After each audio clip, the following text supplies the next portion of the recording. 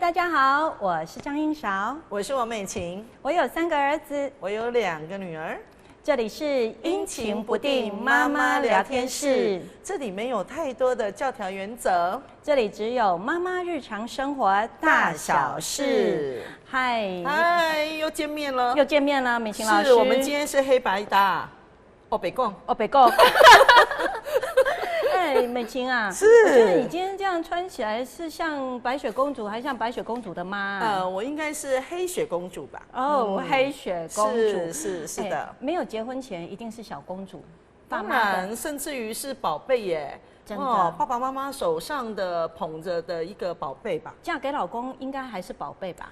应该是女皇喽。哦，女皇啊！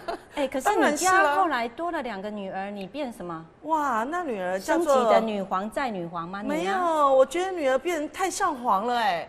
我真的没想到，怎么会生2个女儿，好像来争宠的一样啊！真的吗？有这个感觉哈？对啊，你看，现在我要说，幸好我没有女儿啊！你真的是太上皇。我不要，我要当永远的小仙女。你不是慈禧太后吗？才不是，怎么可能？是徐师，哎，不过真的呢，我觉得一个妈妈从她这个应该说一个女人呢哈，从她当女儿，然后结婚当人妻，结果再来就当人母，没错，这身份的转变好像没有这么简单哈。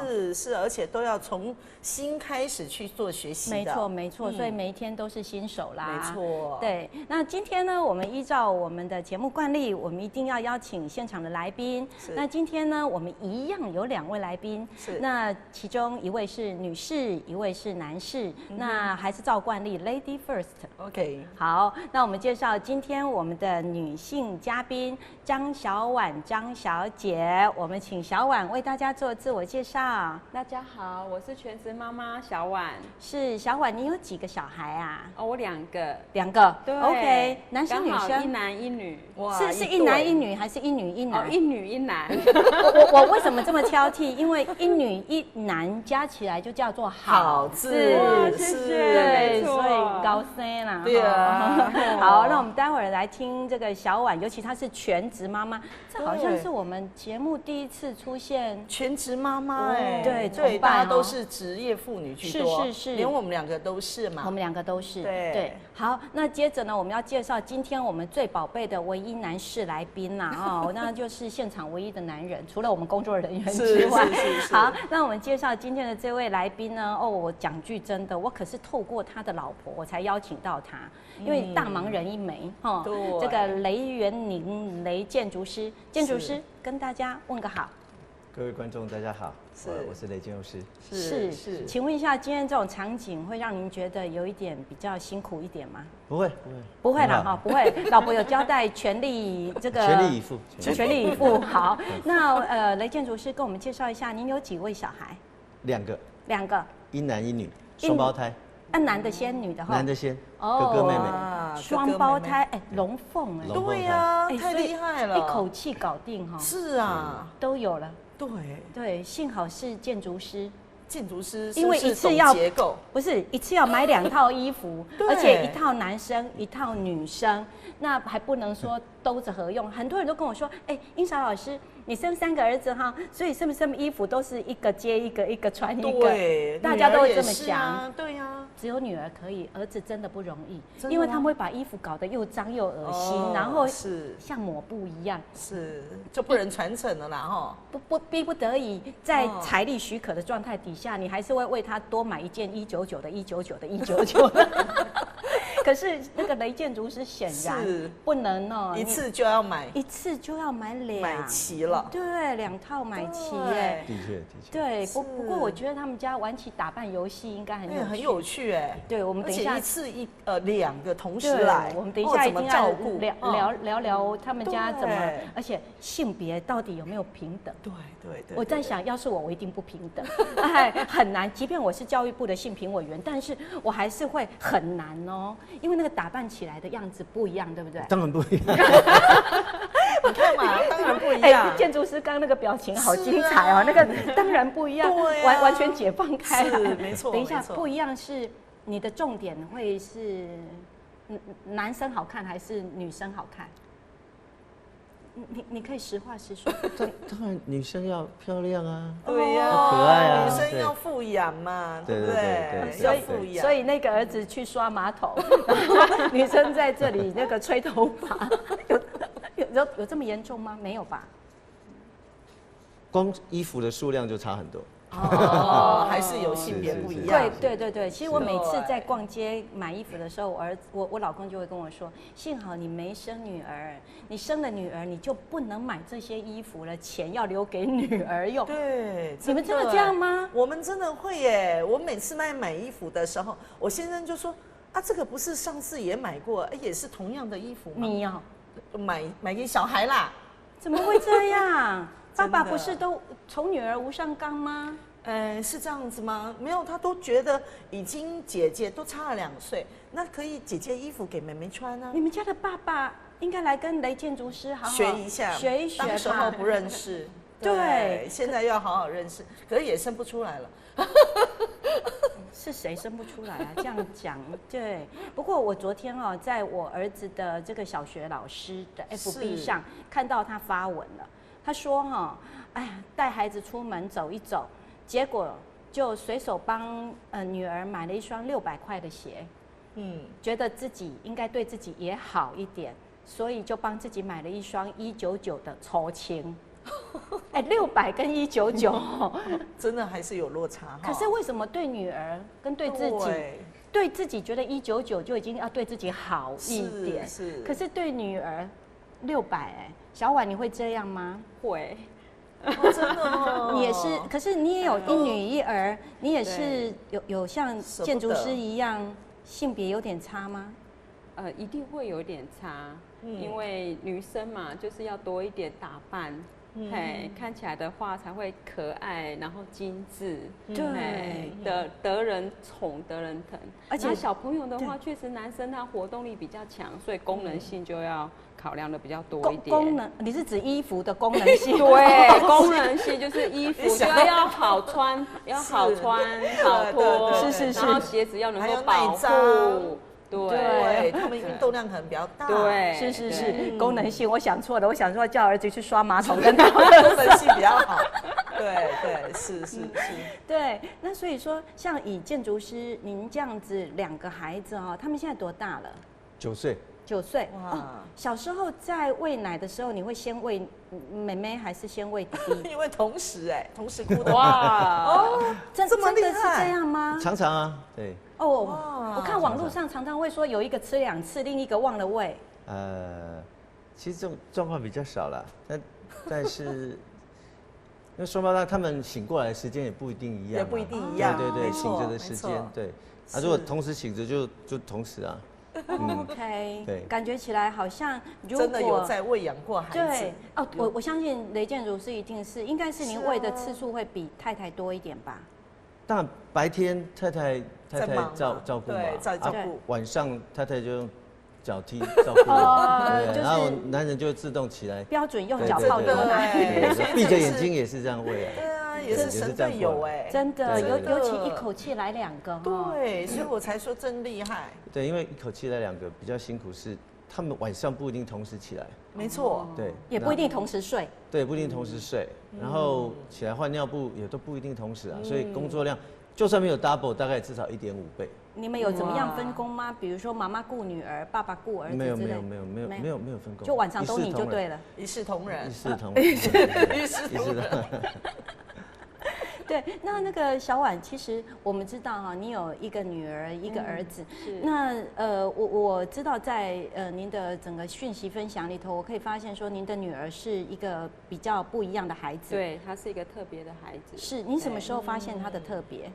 我觉得这一点还蛮感恩，因为我是全职妈妈，自己照顾，我很早就发现她有状况。所以您不是因为发现孩子有状况才当全职妈妈的？不是。我很感恩，是我跟我先生在认识，结婚之前我们就有讨论。我们会希望是真的能够好好的陪伴小孩长大。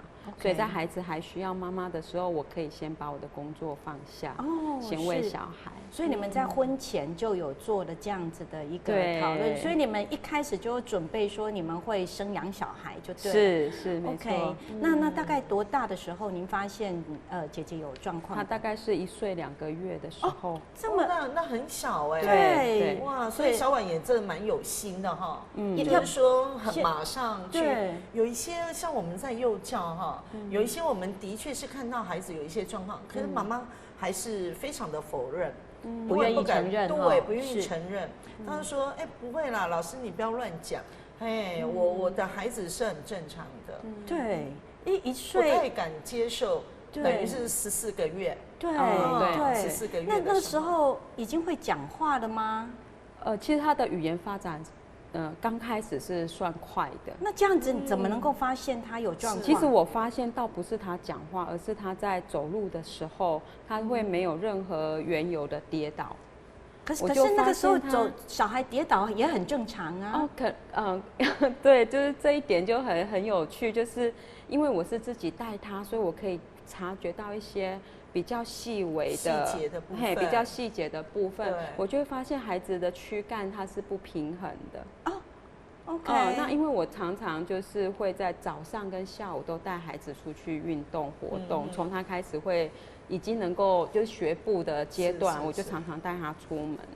对，然后他就是在大学的跑道上面，试着自己步行的时候，他就常常的无缘由的一边倾斜，同一边倾斜的跌倒。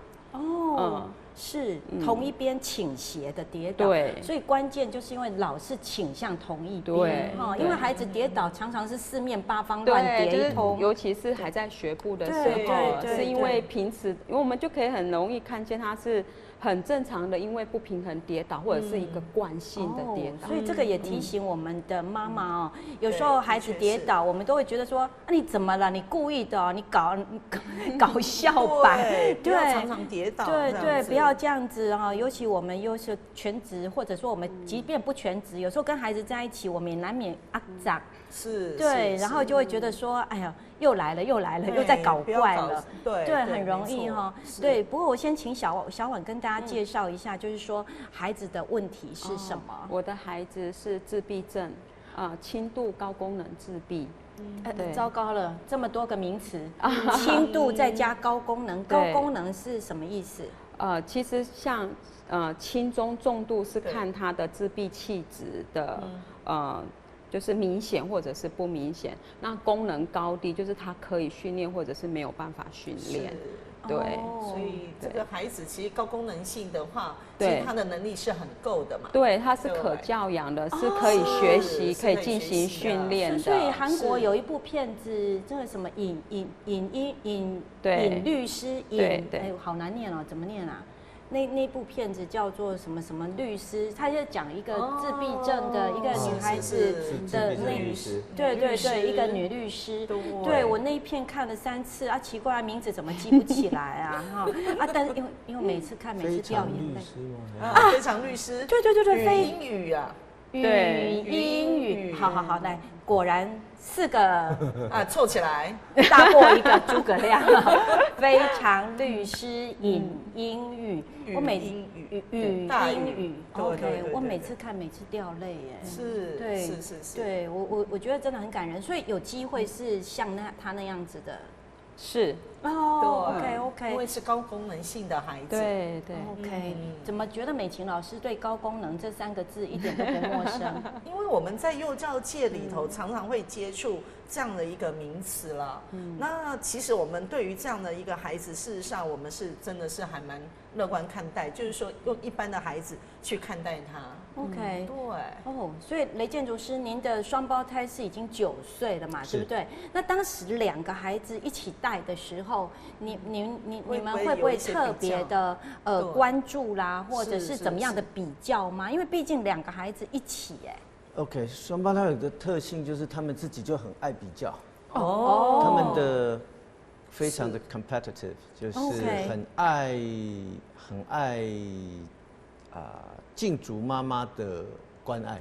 哦，可是妈妈只有一个哎。对，所以他们会在无论是言语或者是在行为上面，他都很明显的要争宠。是争宠。对，然后一旦觉得，而且会在言语上面表现说啊，比如说妹妹她的言语表现会特别明显，就是对某件事情，她就说妈妈你不爱我，你爱哥哥。哎呦，然后这种表现她就会特别明显。是，对。那哥哥是因为我有特别压抑他一点，就是说男生嘛，你就让女生一点，让一下妹妹。对对对，但现在回想起来是有点对不起儿子啊。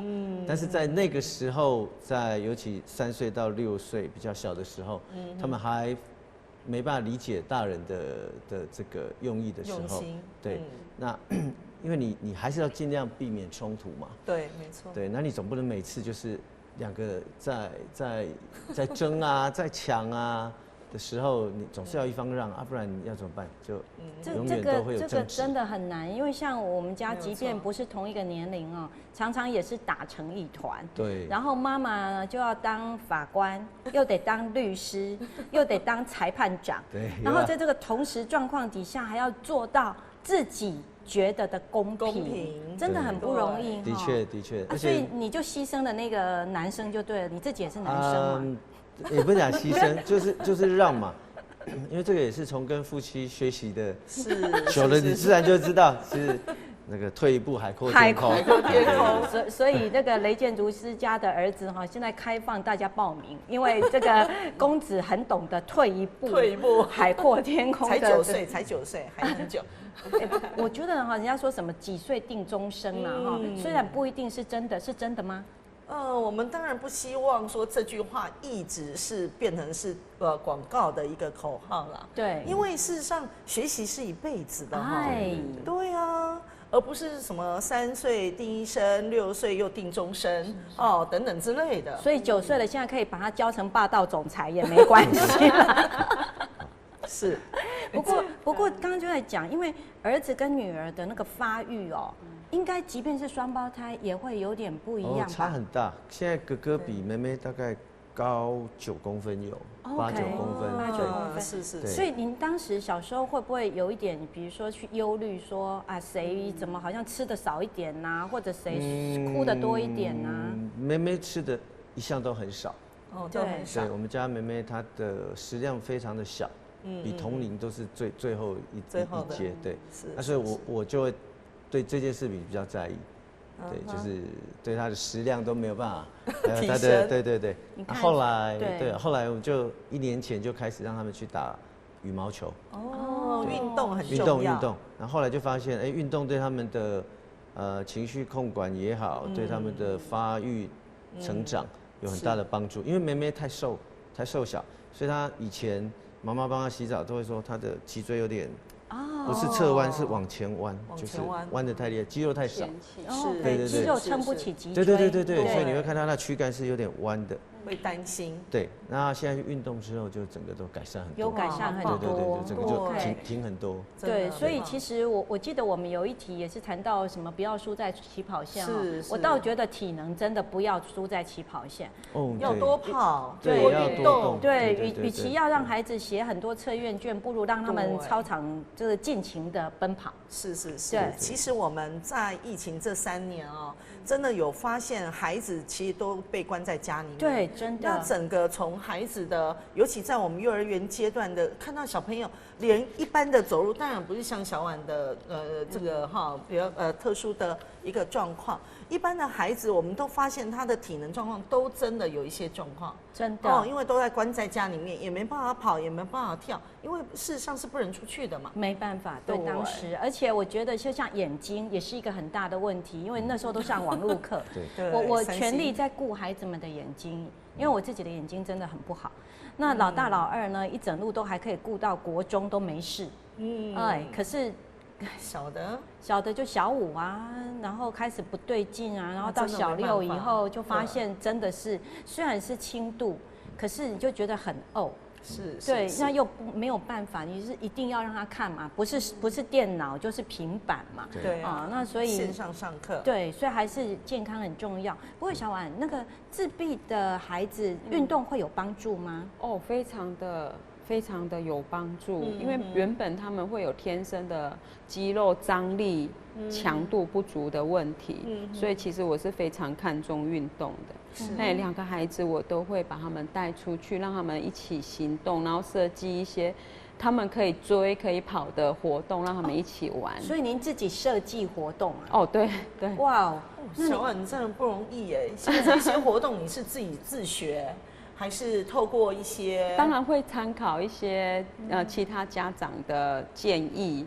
对，所以我们会有一个群体，对不对？对，我们会有一一个分享的群组，就是特殊儿童的家长群组。可是刚刚雷建筑师提到打羽毛球，其实羽毛球是一个很激烈的运动，对不对？对，它兼具强度跟敏捷度、柔软度都兼具，而且那个平衡哦。之前我家大儿子有一个同学，那女孩子是先天的没有耳廓。小耳症那但是他得了很优秀哦，得了那个总统教育奖，那他也是国家残奥的那个羽球选手，然后他妈妈也是说从小因为那个很明显的视觉特征嘛，那所以生下来以后他妈妈就是有很全心全意的，特别在运动上面那所以他完全长大到国中，我去认识他的时候，他不讲你不知道他是。小耳症的孩子，因为他从小就听力训练嘛，那从小就打羽毛球，所以他整个人你如果不是因为知道，你绝对没有办法发现，从他的外征上去发现。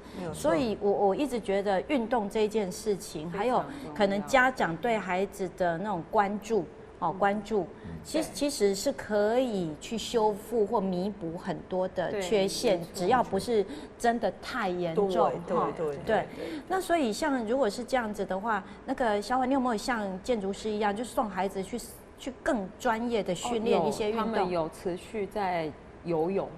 游泳也是一件非常棒的活动。对，因为它就是全身的肌肉都会使用到，对，知道怎么放松，知道怎么用力，知道怎么保持平衡，知道怎么样子让自己的体能维持在一个水平。对，可是像就运动像刚2位的都是比较轻型的运动，羽毛球球拍自己拿嘛，对不对？那游泳就是换个泳装，可是需要帮忙换吗？不用，我已经训练到他们都可以自己来。OK， 那您2位就公子千金2位也都是全副武装自己来吗？还是当然了。您说就换装或什么？对，当然都3年级了，当然都自己来啊。真的？对啊，这就是他们就是没有去弄直排轮啦。是。对，以前也玩直排轮啊。直排轮的时候也自己来吗？自己来。直排轮就没办法，这个要帮忙。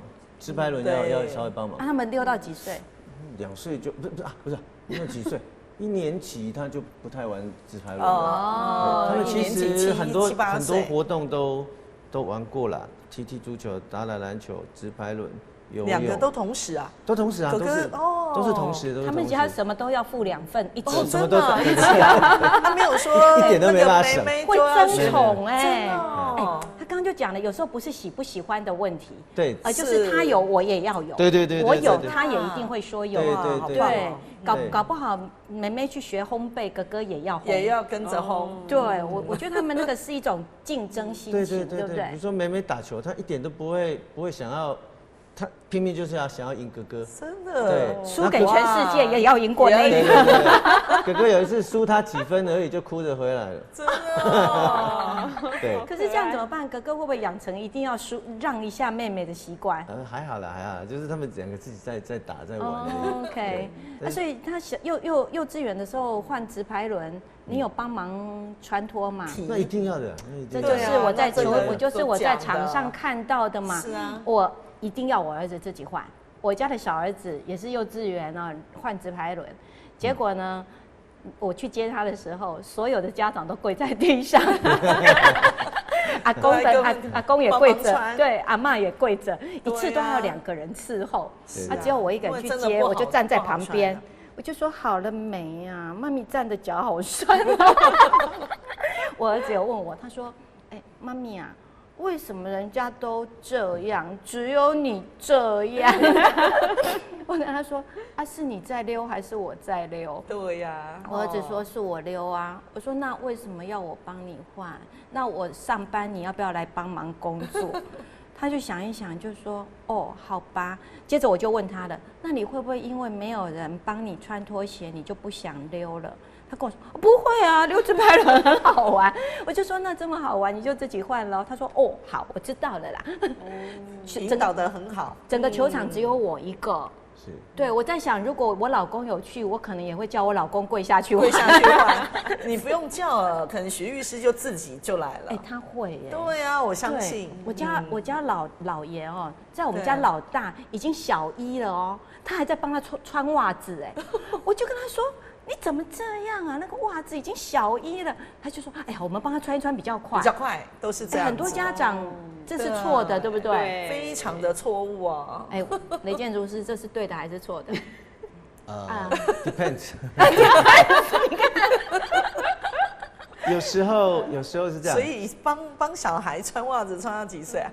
他说有时候怎样？对，有时候我现在也会帮他穿袜子啊，但大部分还是自己穿，是，对，那是一种亲密的表现。对，爸爸的纯享，对，纯粹不是他们不会，也不是他们不愿意，而纯粹只是有时候是一种跟他们的一个亲密的一个互动而已。你帮女儿穿，儿子也会把脚伸过来说我也要吗？有时候也会，他纯粹只是一种互动，他们其实什么都会自己做了。是啦，对。那搞不好再隔几年，雷建筑师要拜托他们了。对呀，人家说爸爸你太夸张了，闪边。孩子到有个，所以现在好好享受也是对的啦。其实大概5、6年级，应该小孩就不太会不会想要跟爸爸妈妈了。对，时间过很快。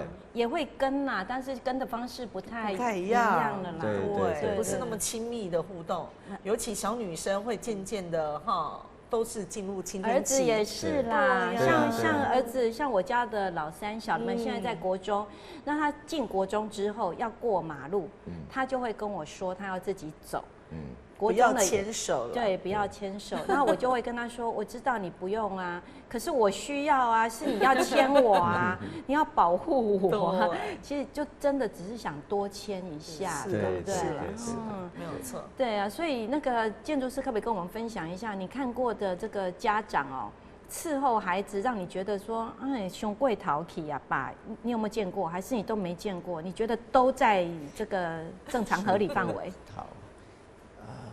我觉得大部分的现在家长都疼小孩啦，对，都会疼小孩。那只是我们只能看到他们在外面的一些状况嘛。对。那其实，在比如说社交场合，或者在餐厅啊，或者在球场上面看到的互动，那我觉得大部分我倒是没有看到说很夸张，或觉得太过分的那个。但在家里，我们当然就不晓得了。对。不过我觉得现在的家长比较普遍一个，我觉得比较好的一点，其实是他们愿意花时间陪小孩。我觉得这个很重要，跟我们以前的家长不太一样。真的。对，以前的家长觉得说，你有责任感啊。对。你要学着自己长大啊，你要独立啊。是。话是没有错，但是孩子长大的过程里面，你有没有用心去陪伴他？你的心陪他的那段时间，你心是放在跟他互动、跟他聊天，还是你的心还在想其他的事情，想公事？这个真的是重中之重了。对，我们都是用肉体陪。对。我们的灵魂不一定陪。对。我曾经干过一个很蠢的事情。我儿子大儿子小时候不晓得跟谁生气。然后他就一直在讲到后来就说我又把他给杀了讲到这么愤怒，然后很小那时候幼稚园很小，我还跟他说好等妈妈这里看完我们再来。我忽忽然间，你刚刚说什么？对，他已经很生气了。对，然后我可能忽略他的情绪。对，因为还在看我的那个报告，还没看完嘛。然后我就会说好，妈妈，因为我们用嘴巴在敷衍，可能就是用1%的精神在敷衍。然后等到忽然间意识到他用了一个很严重的词语的时候，对我才回过神来哦。当然那时候第一次当妈妈啦，所以我后来不断的去提醒自己说要全神贯注。对，所以你看建筑师果然是现在建筑师刚才年轻人真的很棒哈。尤其我们都会看到说有很多的父母亲都会觉得有啊，我有在陪。对，那甚至看到孩子的偏差行为才说，我的小孩不是这样子的。对不对？然后才会发现说，事实上他已经一段时间都没有陪伴孩子。他孩子即使有什么偏差行为，他也觉得说，怎么可能？那一定是别人家的小孩带坏我们家的小孩。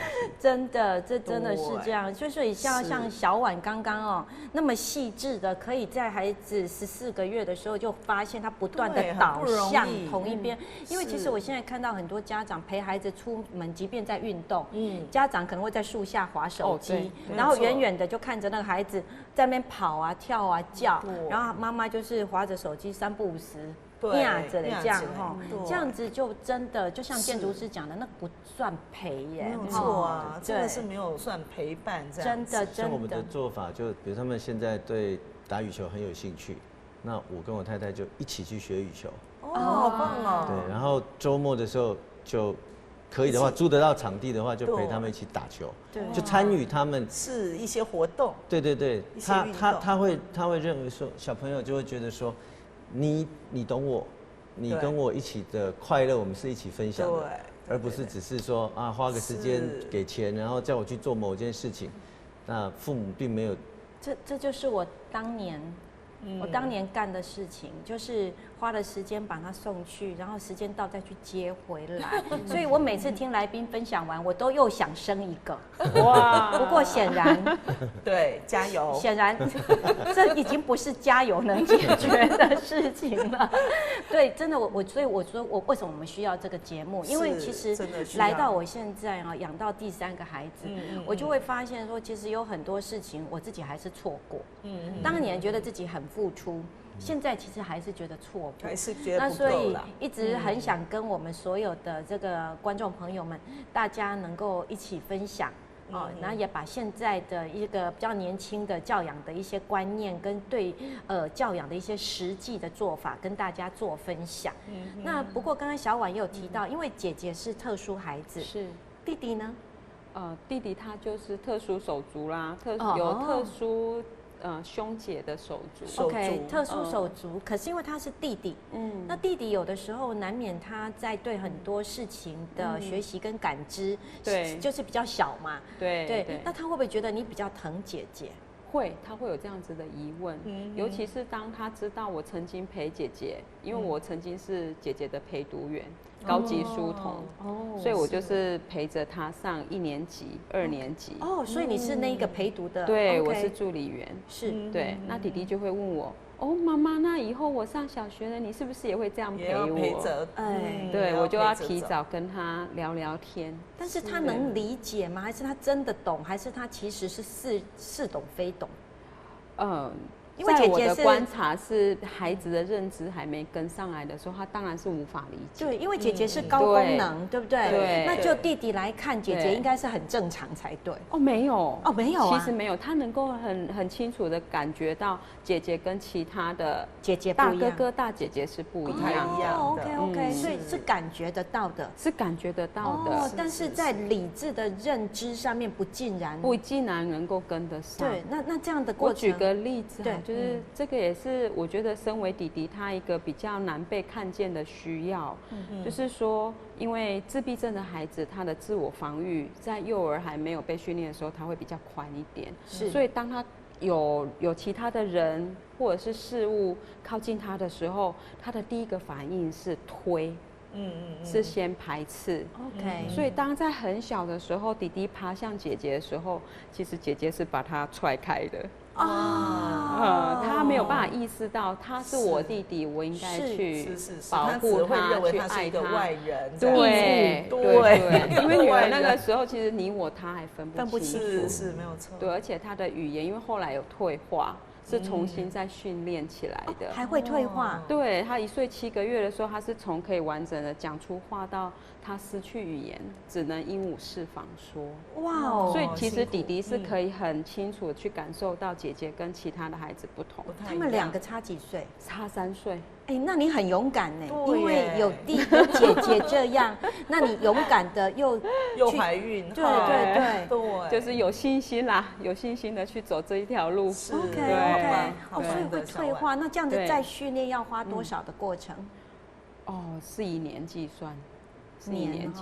对他能够开始分清你我他这样子的一个对位的关系，已经是小1了。那我想跟小婉请教一个问题哈，你怎么走出自己有一个自闭儿这样子的？我想刚开始应该不会说知道的时候就说全然接受，因为我有信心，我有信仰，应该不是嘛？对，我还记得我第一次为女儿的状况崩溃是拿到残障手册的时候。对，当我拿到手册的时候，我确实是在区公所嘛，区公所领到的，就是在区公所前面就大哭。多久？他多大的时候你领到这个手册？3岁。3岁，所以从1岁2个月一整路做检查，因为光是在大医院的评估需要时间，就需要时间，对，就是在评估了1年半。对，那6岁以前就是先一个简单的诊断，就是全面性的发展迟缓，因为都抱着一个很大的信心去看孩子总是会长大嘛，会有一个改变。是6岁之后，他认知的任务开始进到他的生活里了，有一个他可能比较多能够回应的时候，才能够开始有评估工具进行评估，在那个时候才确诊。OK， 对，所以这样子你自己的内心走来到现在，对我眼泪快掉，他看起来很正常，对，所以你是大概走多久？这种心情的转换大概也是要3、5年的时间。对，因为就是一路就先看着他，然后先从学习观察孩子是怎么样发展，然后他的发展跟一般的孩子落差有多大。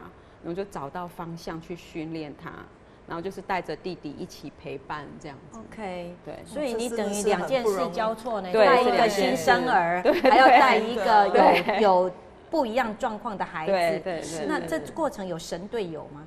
还是都是猪队友？我的队友一直都很神。是的。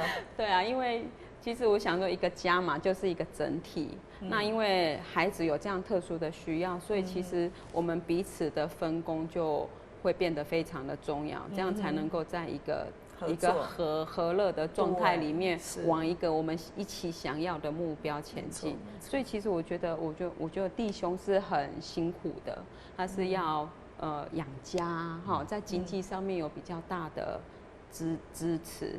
那我的部分是因为女儿就是摆在我的面前，我就是要有更多的付出，所以其实我们确实在生活上面有蛮大的落差。是，OK， 所以这个真的是一个家庭很不容易啦哈。不过像雷建筑师我们一般都会去想。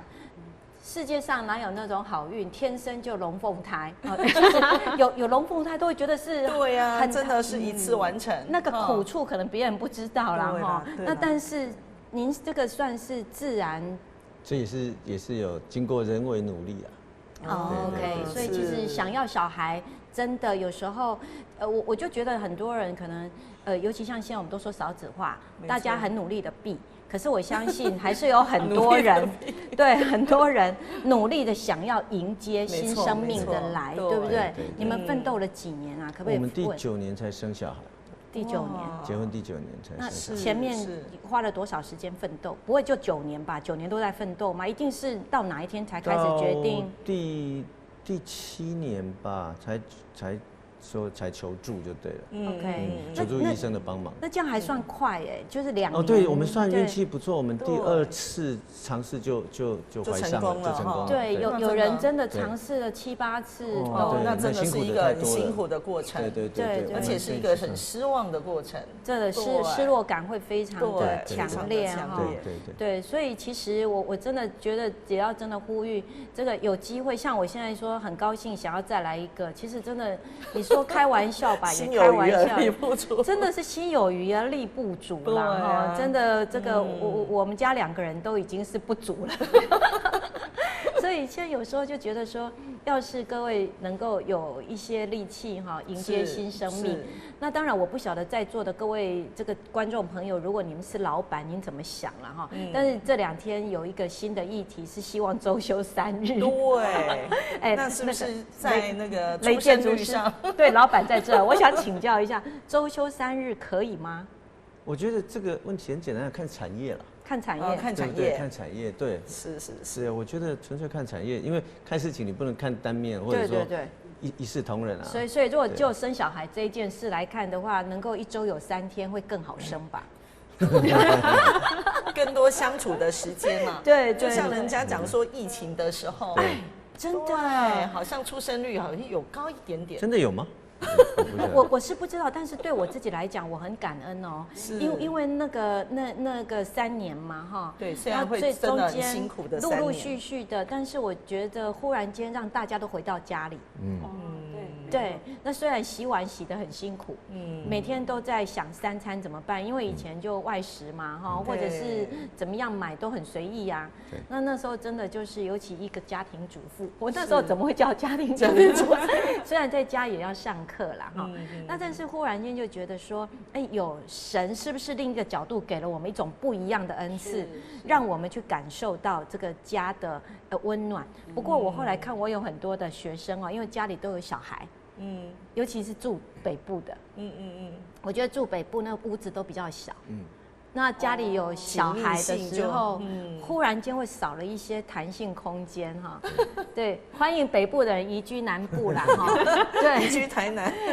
我们这里是空间会稍微大一点点呐哈，要不然这个户外空间哈，人跟人之间的距离也安全许多。对，所以其实我觉得我们自己的孩子，尤其现代哦，真的我们对孩子的看法，跟以前我们爸妈给我们真的很不相同。是，建筑师像您这样子的家里头。然后对2个，因为我也不想去隐晦说什么建筑师家里养小孩很辛苦。其实我们大家对建筑师这个职业，绝对不会想说他是受薪阶级啦哈。那所以您这样子在养小孩的过程里头，您觉得你自己会最宠小孩的，你会是哪一个面向？最宠小孩哦，如果以我自己来讲应该是时间吧。时间，对，以我来讲，时间是最宝贵的。对，对。那我有比其他的家长可能多一点点的优势，在于说我的时间会比较弹性一点，比较弹性一点。所以很多孩子的活动，我都尽其所能的，能参加我一定会参加。能参与我就尽量参与。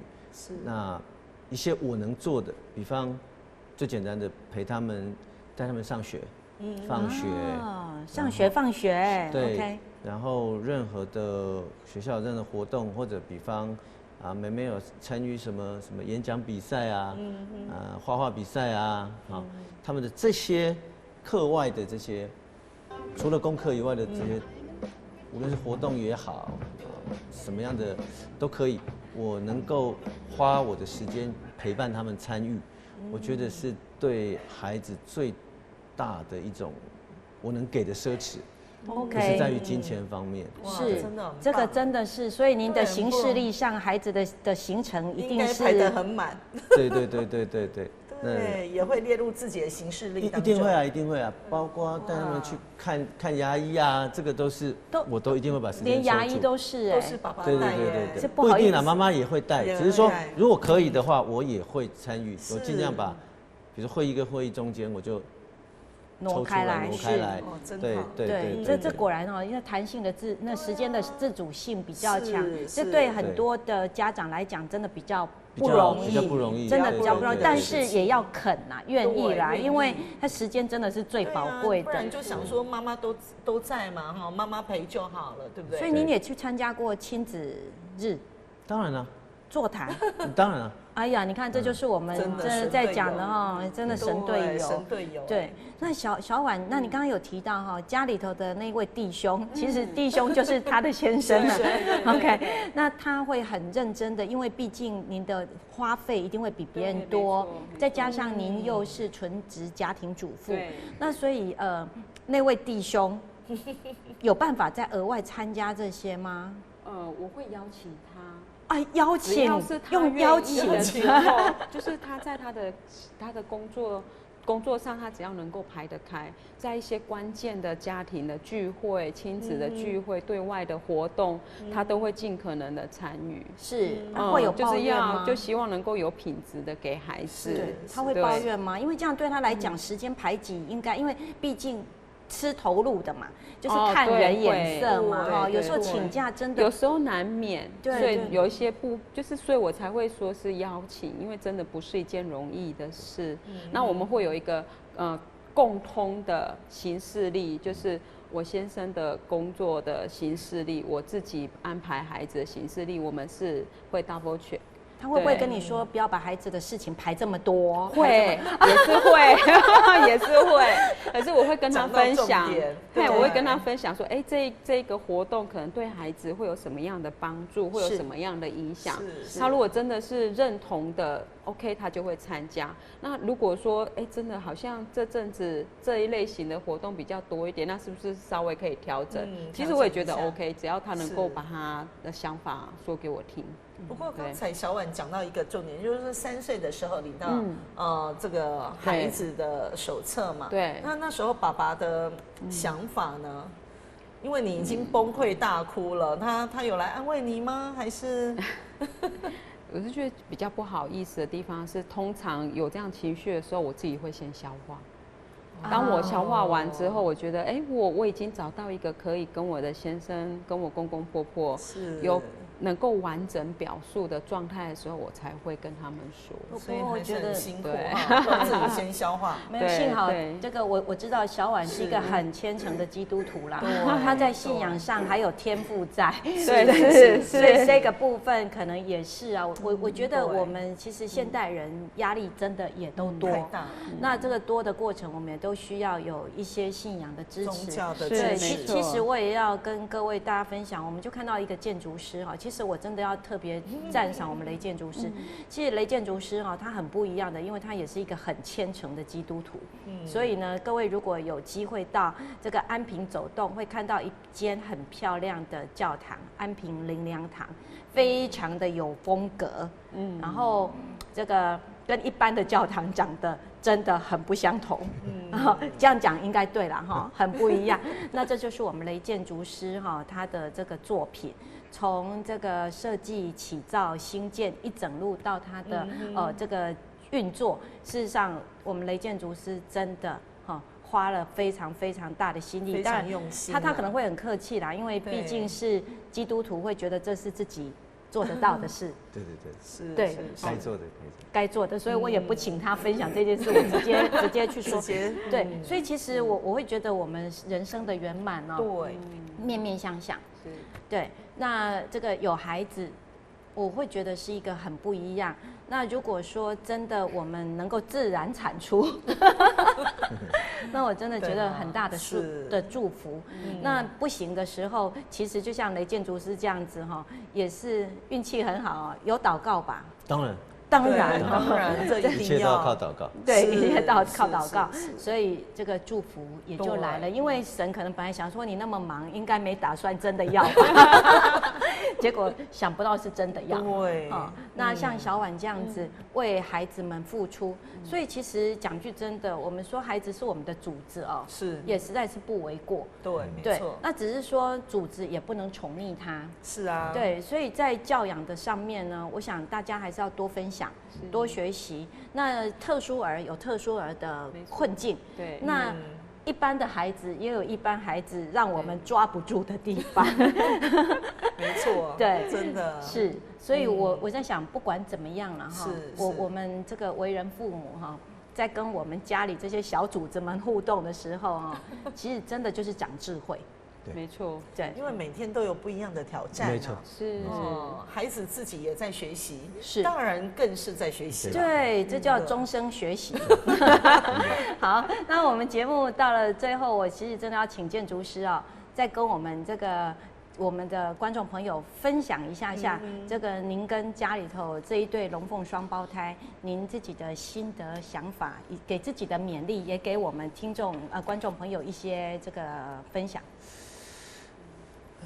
当父母的感想就是，其实我们从来没有人教我们如何当父母嘛，这个大家都知道。对，那我觉得当父母一个最好的一点就是，其实你在对孩子的付出的过程里面，你自己会点点滴滴会去回想到小时候父母亲是怎么养育我们。哎，是。那你就会有一个感恩的那种心情。我觉得现代人比较缺乏的是比较自我，然后但是如果你可以常常怀着感恩的心情的时候，其实对很多事情的看法你会很不一样。是，对，很多事情你就会，你生气也好啦，你计较也好，这些负面的情绪，其实你可以借着跟孩子他们的成长的过程，你其实可以慢慢放下，哎，真的疗愈啊，对，你也是治疗你自己。是，你小时候不管是你的环境怎么样，你有受过什么样的伤害，对，师长也好，是青春期的时候同侪的这种，不管是什么样的霸凌也好，我们成长的过程一定会有这些部分，但是我们可以借着跟孩子他们一起再成长一遍，然后你也可以自己去疗伤，让自己的人生，我觉得可以更健全、更圆满。对，所以我们也希望所有的阿公阿嬷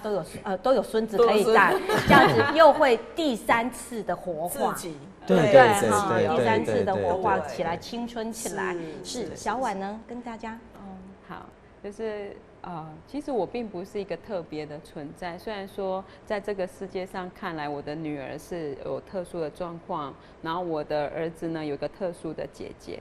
可是我学会一件事情，就是能够看见每一个不同的孩子被创造的时候，都有不同的闪光点。我们在陪伴的过程里面，学会是怎么样看见孩子优势的能力，然后去扶持他、鼓励他，朝向一个正向的方向往前走。我也会很期待说，我的女儿是能够真的活出一个很特别的生命来激励她身边的人，然后弟弟也能够从姐姐的身上看见了原来不同的人对这个世界也是会有不同的祝福，这样子，然后慢慢来比较快，慢慢来，这句话好，慢慢来比较快。对，所以我觉得我们今天看到小婉也是一个自带光啊。本来这个节目就要开始前2天，我们在讨论的时候，美琴老师还跟我说，英韶你控制好啊，低点你哭点低。我说对，我要努力，我要努力。结果今天你看，小婉都疗愈我没少，我今天很 happy。对，所以今天真的很高兴，这个雷元宁雷建筑师，然后谢谢也是小婉来到这里跟我们大家在一起。那节目最后呢，我们还是要大声的呼吁哦，那请来宾跟我们一起，最后我们要说，有快乐的妈妈才有快乐的小孩。谢谢大家，我们下一集见，拜拜。